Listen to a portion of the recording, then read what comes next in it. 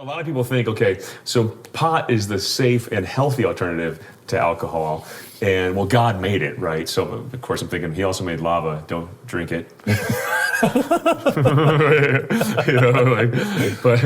But here we are in Pot Central. Right. How do you morally work your way through that? What is it okay? Is it not okay? If it's not okay, why? I think the first thing that we should always talk about is pot is not alcohol. Yeah. I think that in a certain sense, alcohol, there's a gift to it, that if you drink too much of it, you feel awful. Whereas oftentimes the next day you may have a little bit of a moral hangover, but your body with marijuana. With marijuana, Yeah. but it's not the same thing. It affects the whole person in a different way. And to say like, why can't I just have a joint when you have a drink?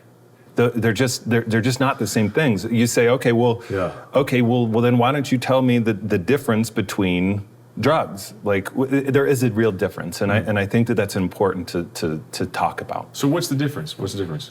One is psychotropic, and it affects the whole way in which your brain processes information. So pot's psychotropic? Pot's psychotropic. Yeah. Versus alcohol, which is a depressant. It slows your system down. It starts to give you courage in relationship to your inhibitions, but it doesn't affect the same way you're perceiving the world. It just is.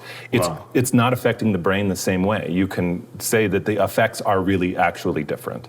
So small doses of alcohol can enhance an experience you're having. Right. Pot is inherently more like, it doesn't enhance, but makes that dollar cheeseburger taste like the best thing you ever had. It makes you process reality in a way that's not reality. Right. You're never going to taste that. You're never going to taste the hamburger the same way because you're rewiring your brain of what taste is. If you were at one of those old school telephone switchboards, you're just like, hey, why don't we plug some stuff in some crazy waves, you know? And you're like, wow. Yeah. Like, why don't we make sight taste and taste smell? Why don't we just experiment with synesthesis, like, which is what attracts people. Yeah. So why is that? Some people will be watching this thinking, awesome. You're like, wow. So why is that a bad thing? It's a bad thing. To play with the wires and plug them in a different way. It is not reality. Now, life to the full. Back to what we're saying. Like, sin is sin, not because it's fun.